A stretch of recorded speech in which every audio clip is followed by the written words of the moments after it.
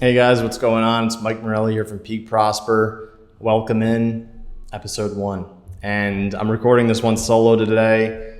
And there's a couple reasons for that. The first, Scott's in Thailand right now with his wife. They're doing like free solo ocean rock climbing.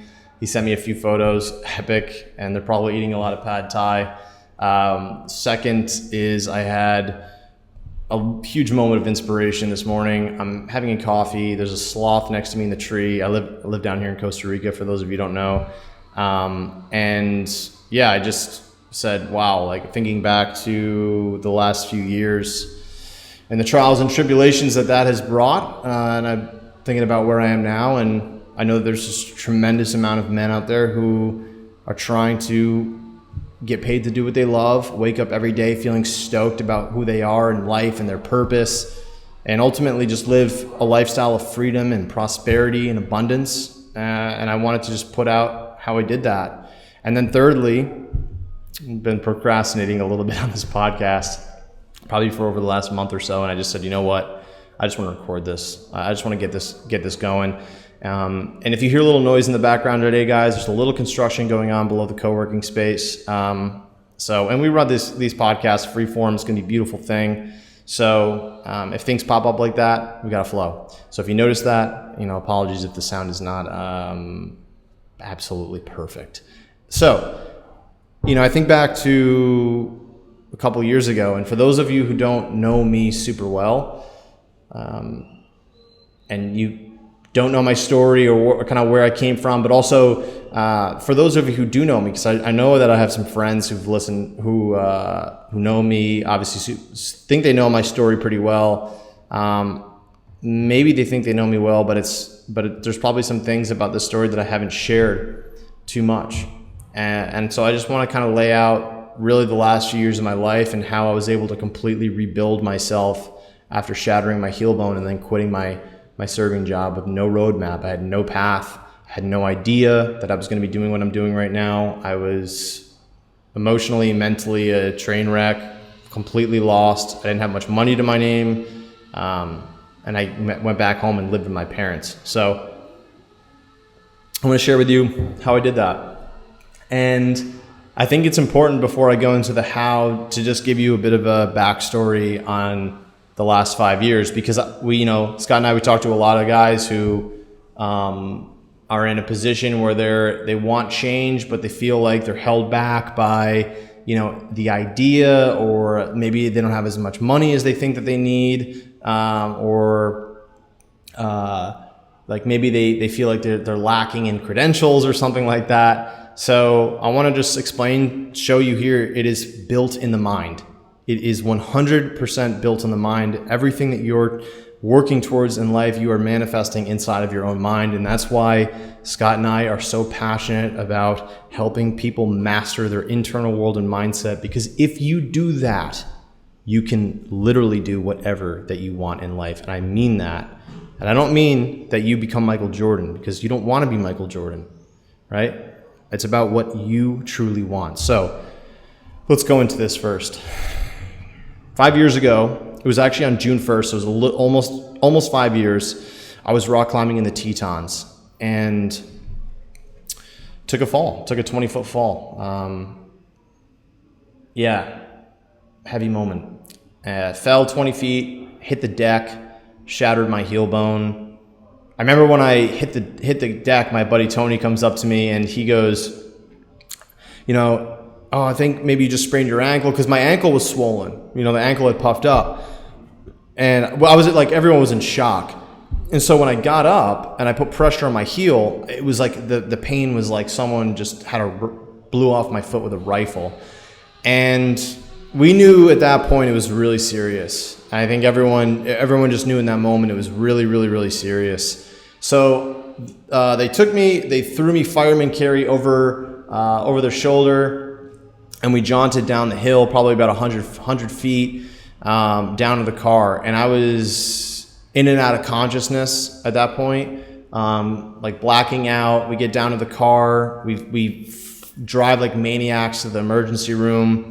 And I remember going into the emergency room and the surgeon saying, you shattered your heel bone. This is like no joke. This is really, really, really serious. Like, you're not going to be doing anything for the next year. Let's go do emergency surgery. And then we were going to go into surgery, and then he said, no, there's a risk of amputation now that there's a lot of blood in the ankle and all these things happening.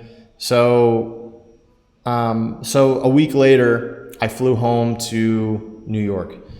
My parents were like, you have to come home. Like, you have to come home now. Like, this is, and I'm like delusional in the first week that I was in Jackson. I was all on meds. And I'm thinking, oh, I'm going to be back in a few months. These doctors don't know anything, and da-da-da-da-da. So I flew home. I wound up seeing a specialist in New York, and I had 17 screws and a plate put in my heel bone. And I spent 2 nights, 3 days in the hospital because the pain was on a level that I pray to God that no one experiences in this world. I could equate the pain of that surgery to someone taking a blowtorch and blowing it on your foot and melting your skin, your bones, like being burnt, like your foot like burning alive. I mean, I don't even know the way to put it. And I was so loaded up on meds every 4 hours that the surgeon comes in and he goes, "How you doing?" I said, I'm gonna blow my head off. And he goes, I can't give you anything more because if you do, your heart will stop. So the reason why I share this with you is because it was incredibly, incredibly traumatic. And the first year, I was like really scarred. The first year and a half of that recovery process, that surgeon specifically told me, by the way, you're never going to return to who you used to be. A lot of guys just like have a limp for the rest of their life after this. You should accept your injury, and you're going to have arthritis and all this stuff. So he, at that moment, poisoned my mind. You have to remember this. The man poisoned my mind in the lowest state that I had ever been in my life, but I hold no grudges. I hold no negative emotion towards that man because he's living in his own dream, his own world. And I became very defined at that point. And the first year and a half of my recovery process was dictated by fear and just this proving myself. And I was just putting myself through torturous methods to heal. I mean, I would listen to a lot of David Goggins at that point and thinking that I should be out running, and like, I was just punishing myself. The definition of self-sabotage, when you just hate your circumstance, so you just go out and just punish yourself. But I wasn't aware of that at this point. So after about a year and a half, actually a year after the surgery, I walked across Iceland. This is a story for another podcast. I walked across Iceland 400 miles with my buddy Sam. I took 100 ibuprofen in order to finish that trip. I there's no should have, but in retrospect, the decision necessarily, you can't call it wise, but it's definitely added to the story in a lot of great ways of life. And I came back from that trip a broken person, internally, spiritually, physically, mentally. I remember being on my parents' bed. I had 3 forms of tendonitis in my ankle. All those fears that the surgeon said to me were coming up. I still could not walk without a limp. And yeah, I mean, it came back with a vengeance, all those internal fears and anxieties. And I remember bursting into tears. I remember completely bursting into tears and thinking my life was destroyed, ruined. And so after that point, I began to shift my focus a bit and really start to try to understand the body and understand, how does one heal? How does one heal from a traumatic injury? I started going deep down the rabbit hole with self-PT, working with physical therapists, working with experts. Pay attention to this principle here because it's going to cycle back. I sought out experts. I sought out people who knew. And as I created this vision for myself of being healed and what that would look like and what that would feel like, I started to just go in, really, really go in. And I went all the way in. I mean, I did you name it, hypnotherapy, manual therapy, traditional physical therapy, e-stim, regenerative medicine, stem cell, chiropractic, breath work, changed my diet, changed my lifestyle, acupuncture, acupuncture with stimulation, visualization, you name every single thing that one can do, a low inflammation diet, intermittent fasting, 2-day or 72-hour, healed my gut, fasts, and all these things to get the body into alignment. And so after doing this, I was still at this point where my ankle was not healed. And I was saying, okay, something's not right here. So at this point I was in Jackson Hole, and I was working at the serving job, and I would come home every single night from the serving job. And because a lot of the PT stuff wasn't working at that point, or at least I feel like it wasn't, I was still in the mountains skiing, but I would just come home and I'd be broken for 2 days and I'd have to go recover. I said, all right, something is just not right here. And I knew that if I had stayed at that serving job, I was completely miserable at that job. I had become someone that was so negative, and I was smoking weed every night that I would come home to try to relieve the quote-unquote stress. I had developed TMJ, which is a jaw disorder from grinding your teeth in your sleep at night from stress. I was the most stressed out that I had ever been. And I just was at the point where I said, I could see the rest of my life that if I did not get away from this serving job, I was going to be someone that I never wanted to become. Right? And I knew that I had to get the hell out of there. And so I quit at the end of the year, and that's when also COVID hit, right? And I packed up my stuff and I went back home to New York. And I had no idea what I was going to be doing. At that point, before I quit, I had tried a few different things. I tried flipping Airbnb properties. I took a stock investing course. Any money that I was making from serving, I would just put it into entrepreneur stuff. I tried this consulting business for mountain climbing guides to help them get sales. I don't know what the hell I was doing. I was so out of alignment. And that didn't work. I tried health coaching. I took an email marketing course. All of my attention and energy was going into the business idea. And it was so funny because I didn't even know myself at that point. So I quit. I left home and I showed up and I said, I am going to, whatever it takes, I'm going to start a biz. I'm going to be my own boss. I'm going to live this lifestyle and I'm going to heal. And I just was all in, even though I had no idea what that looked like. So when I get home to New York, I'm thinking in my head, all right, if I just get out of the serving job and get off my feet for a few weeks, then my foot's going to heal. All right. And so I remember giving it a couple weeks, just chilling out, resting, stretching. And I'm like, oh, it's starting to feel better.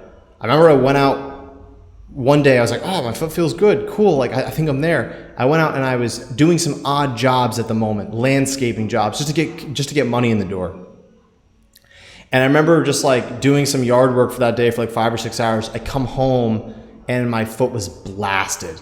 I was in so much pain. And that's when it hit me. I said, something is seriously wrong here. Something is seriously, seriously wrong. And I go in to see the original surgeon who did the first surgery. We did x-rays and he said, hey, dude, the screws and plate that are in there, they've got to come out. It's rubbing on your joints, causing all these issues. You have bone spurs. You have tendon damage. Dude, your foot is jacked. We gotta get you into surgery. So we go into surgery and I'm so optimistic. I'm telling all my buddies, guys, we figured it out. I'm gonna heal. We know it's the hardware. Yeah, it's probably gonna be another 6 months to a year, but sweet. I go into the surgery, and this is not a simple surgery. This is a intense surgery. This is no normal thing, okay? Very intense surgery. And when I wake up from the surgery, my surgeon comes over to me and he says, hey man, wasn't able to get it all out. The plate's still in there and a lot of the screws are still in there, but it was really just one screw that's causing the issue. So no need to worry. So I'm thinking in my head, oh, cool. It was just a few screws. He got them out. Sweet. I'm going to be healed. So I go into this place now where I spend the next 4 months going all in on PT, acupuncture, you name it. My foot is worse. And think about it this way. Just the surgery alone, the recovery process to recover from a surgery like that, if it goes perfectly, is a while, right? And so I go in and I have this surgery and it actually makes me worse. So I go back in to the surgeon, and this is 4 months after, and I said, hey man, the plate and screws that are in there, those things need to come out. And he said, no, you just have arthritis. You just have to accept this is your life from now on. And guys, if you're listening to this podcast, I'm not dealing with a little bit of ankle pain over the last 3.5 years of my life. Like I'm limping every single day. Every moment of my life, I'm thinking about the pain that is in my foot. And I had turned into an almost borderline psychopath. So I go into this point. You think about this. My entire life has come into this point with this surgeon. And I say to him, man, I know that it is the screws in the plate that is still in that foot. And I said, go and take these x-rays. I use like medical terms because at this point I really had an understanding of the foot. And we take the x-rays, come back out, and he sees very clearly that is the plate that is sitting directly in the ankle joint. He went, what is a ghost? Because he's thinking about a lawsuit, most likely. And I pretty much break down in tears. I mean, and his whole medical staff is around, everyone's there. And I said, I don't want to say his name. I said, man, you have to get this out of my foot. I said, Doc, I need my life back.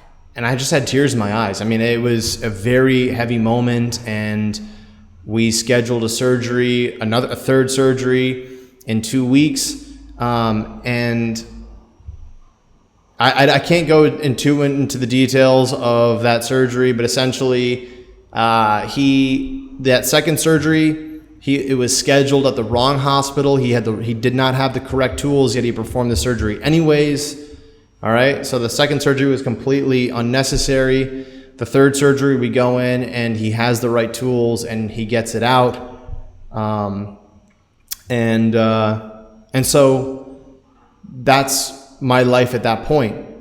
I had 3 surgeries, and then I had to work for the next year and a half to get to where I am now, where I'm pain-free, I'm surfing, I'm doing the stuff that I love to do.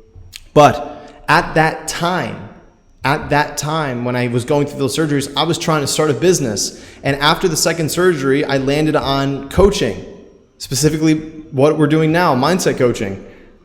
And so I'm working with clients. I get a couple clients, and my internal world is an absolute train wreck, right? It's an absolute train wreck. And so at that point, I go and I start, I realize that like, from all of the stuff that I had been dealing with over the last 4 years, and I've got a few clients now, right? But the business is it's barely a business. It's barely anything. I mean, I'm thinking in my head, I don't know how I'm going to do this. My anxiety levels and stress levels were at the highest they've ever been. Every day, my internal state was dictated by just massive stress. And I'm living at my parents' house. I'm 28 years old. I still don't really know what the hell I'm doing. And yeah, it was by absolute, just nature is amazing the way that things synchronize. I meet Scott Rowley on social media, and he reaches out to me and we just start networking. He's like, dude, you're also working with you're also a skier and climber. And he saw my foot injury, and then Scott also has a foot injury. had a huge foot injury that took him over a year or 2 years maybe to recover from. And we were in such alignment with philosophy and our vision for the future. And he wound up being my first life coach. I took him on as a coach. I knew that I needed it, right? I knew that I needed it. And it was life-changing. It was an absolutely life-changing experience. I was able to really shift the way that I was feeling internally. And at the end of that, we worked together for 8 weeks. At the end of it, I said, Scott, there are thousands of men out there who are trying to do what we're doing, do work they love, live the life of their dreams, become the best version of themselves, right? Like, let's go out and help these guys. And through that process, we started to team up. And the rest is really history. Like, here we are now. Scott and I, we've built Peak Prosper. We've got this program. We've got this community. People are getting tremendous results. We've helped guys literally take, Logan go from a rock climbing passion to six-figure business. We've helped guys like Sean go and clarify his business idea. Creative videographer. That guy's going to absolutely crush it, right? We've helped guys like Justin quit his job, double his income in less than 6 months. We've helped guys like Rich quit his toxic job to becoming a digital nomad and skiing every day. And then also you've got, myself, Scott. And, you're probably thinking, okay, like, how did you do this? Because I mentioned all these kind of different things. I've worked with coaches. I've worked with a hypnotherapist. And there's really 3 things fundamentally that have made this shift for me. And it came when I stopped looking outside of myself. All right? This is the most important principle. Because my mentor, Garrett Gunderson, told me this. He has an incredible book, Killing Sacred Cows. You are your greatest asset. You are your greatest asset. It's not Bitcoin, even though I have it. But it's not Bitcoin. It's not real estate. It's not even necessarily the business. It's not your wife or your girlfriend. It's none of these things. And don't maybe not tell your wife that I said that, but who does your wife marry? She marries you. Who is the person that buys the real estate, or who is the person that comes up with the business idea? You. You are the sole creator of your life. You are the asset. And so society has brainwashed everyone, hypnotized people into thinking that thinking about yourself is selfish. Let me debunk one of the most destructive myths in the entire world for you right now. Selfishness is not thinking about yourself. Why? Because everything that a person does is for themselves. Everything that a person does is for themselves. All right? It is either satisfying some need or desire or belief that they have that if I don't do this, then X, Y, Z. Everything a person does is for themselves. What selfishness is forcing other people to change because of you. So, when you eliminate that destructive belief, and if you want evidence of it, look at the people who are constantly putting energy outside of themselves to everyone. They are unfulfilled, they're unsatisfied, they lack a clear sense of direction and purpose. That is the evidence for you. The change came for me when I said, I am the asset here. I am the creator of my life. And so if I make the asset stronger and better, then everyone that I interact with improves. Why? Because my level of consciousness and internal state is high. It's high level. And like our states of awareness, it's an energy level. It's a frequency. Think about it this way. When you're in tune with life, I want you to think about the last time that you were on a mountain summit at sunrise, or you were out in the ocean with your buddies surfing, catching waves, or you're out in the wilderness just casting that rod, fly fishing. And the feelings inside of you, you were alert, you were attentive, you were loving everyone and everything. You can get to that place. You can get to that place even outside of doing those things. And that's what I started to become obsessed with. And it came through understanding myself, which is really understanding your mind, right? So this is why we talk about having really, what we have at Peak is the first thing that I want to share with you is the natural operating state. Most personal development and the object of a lot of people's lives that have been conditioned to us from society, again, personal development does this, is to be someone else, right? I'm going to transform. I'm going to evolve to, be this guy. And if I look at the last few years of my life, I was spending so much energy trying to be what someone else's version of freedom and prosperity was. It wasn't until I defined what that looked like for me. And the way that you understand what you really want in life is by getting down to your natural operating state, who you were intended to become. And the way that you do that is by stripping away the beliefs that you have that are keeping you from that. People have this idea that I'll just be happy once I have more money. Who told you that? Where did you get that idea from?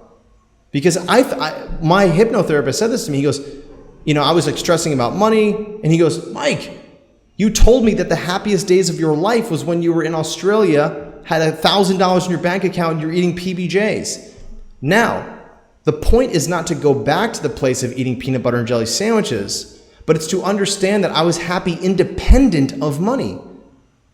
So, what we want to do to get down to our natural operating state is, one, we want to strip away the limiting beliefs that we have in our mind. And I believe that this can only be done, yes, you bring the awareness to yourself, but this is why having a coach and people to shine the light for you is transformative. This is why I've invested thousands and thousands and thousands of dollars into coaches. This is why I am where I am, straight up. Because I leveraged other people. This is how I healed from my injury.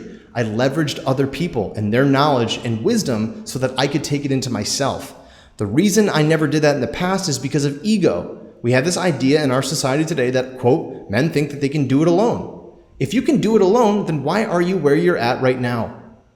Right? Doing it alone isn't working for you. But men don't want to admit that because we think that men are warriors and we have to go and do it alone and grind through it. If you're grinding through life, you're a mule.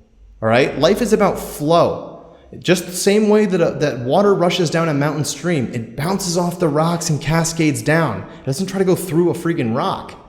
So, one, strip away these limiting beliefs that are causing you to be out of alignment. Secondly, understand your natural skills, strengths, and abilities. Get down to what makes you uniquely you. What makes you excited to get out of bed? What makes you excited to put in the work? What things give you a sense of energy and fulfillment and drive? If you could live your life doing something over and over and over again, what would that thing or some of those things be? What puts you into flow state?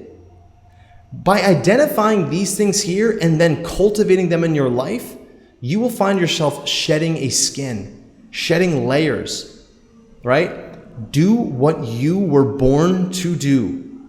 We're going to go into absolute depth on this topic in this podcast. The second thing, once you have a clear understanding of who you are, just again, what drives you, all right? You want to create something we call an MTV, a massively transformative vision. And so for me, the game changer was when I just started to define what I really wanted and begin to work towards it. The same way that if you're on a boat and you grab the wheel of the ship and you point it north or northeast or south, you have a direction, all right? So when I first started off in entrepreneurism, the only thing that I knew was that I wanted to become a digital nomad, travel the world, help and inspire people. I had no idea that I was going to be doing what I'm doing right now in this moment. I thought I was going to be over in Europe, right? And I'm here in Costa Rica. So when you define what you want, all right, and then begin to share that with people and then begin to work towards it, what do you think happens? Opportunities are going to come your way. Creating a vision is fundamental, all right? I have seen guys, a good story that we have actually in the program is I think about Galen, who created the MTV. He's working on building something right now in the ski industry. And then after he built the MTV, with less than a month later, he shares a win in the community about how he's getting prototypes finished, how he's having interest come in, how he's got calls set up. When you define what you want, opportunities are going to start coming to you. The reason we don't define what we want is because, one, we don't know ourselves at a core level, which is what we talked about in the natural operating state. And then the second thing is typically fear. It's like a commitment issue, right? And again, this is why we focus on understanding the mind. And that's why we do mindset coaching here, because your problems are not going to be business strategy, all right? Those are easy, right? Your problems are not going to be, necessarily even like how to make money necessarily. The things that are going to come up for you are fear, are doubt, or procrastination. Those are the things that always stop people, right? Because if it's like, oh, let's say for example you have a business, and then the issue is maybe let's just say like it's a marketing issue, then it's like, okay, cool, I have a marketing issue, and now I'm going to go find someone who solves that problem. So the biggest things that are always going to come up for you are the internal things every single time. All right? And if Scott and I, we've gotten to this point together, and we've taken one business course. One. All right? But we've invested into 3 or 4 different mindset, life coaching, etc., to work on our internal world. So once you have the vision, all right, and you have a clear direction, what you want to do is you want to take that framework and you want to break it down.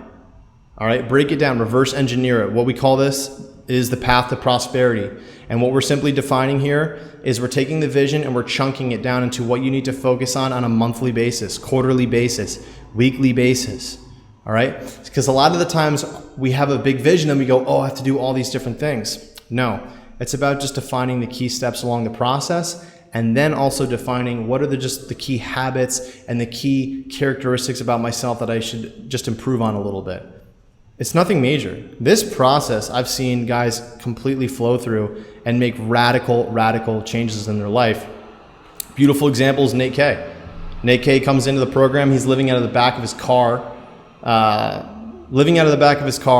ski bum, and now he's running a $20,000 digital marketing consulting agency. Okay? So again, when you start to shift your internal world, magic happens. And this is the way that I've done it, guys. By incessant focus on understanding the mind, understanding how the internal world works. Because when you understand this, you will truly see how you can become the conscious creator of what you want in your life. You have to understand that everyone is manifesting their exact situation right now. All right? Maybe hard to believe, but like, if you're someone that is confused, you don't know what you want, and you don't know who you are, it reflects in your internal world, right? It reflects in your internal world is that you don't have the work that you want to do, because why? You don't know what it is. If you don't know what it is, that it's an internal issue. Going and looking up on like Indeed or like all these like job posting things, or like scrolling for like a business course, none of those things are going to work if you don't know what you want. So again, the internal creates the external. This is how I've done it. I'm extremely passionate about sharing this story and how I did it, because I've seen it work for so many guys. Like I'm not just like a lone wolf here. Almost every single successful person that I've seen in the world who is not a broken person, right? Who's not like successful by society standards. When I say successful, I'm talking about someone who's happy, peaceful, and living the life of their dreams. They are incessantly focusing on their internal world. And when you make that shift, magic will happen. So if this resonates with you, be stoked on this podcast. Definitely head over to our website too. I'll link this down below, because Scott and I, we just created a 3-part mini course on how to discover your soul purpose, get paid to do what you love, and reach your full potential. We just created this 3-part mini course for you. There's a guidebook, so I'll drop that in the comment section below, and then you can. It's completely free. You can get access to that and just start getting wins. That's my hope for you. Listen to this podcast. Go click the link below. Get that free mini course and just start getting wins in your life. This is what we just want to put out there for you guys. So happy days. I know this is a longer one. This podcast came out to be a longer one, but I just wanted to start this one off with a bang. You can tell that I'm fired up. I'm actually sweating a little bit here. Happy days. Guys, thank you so much for listening. Link to the mini course will be below. And we look forward to doing more episodes with you. We're stoked. Summit is friends. Peace out.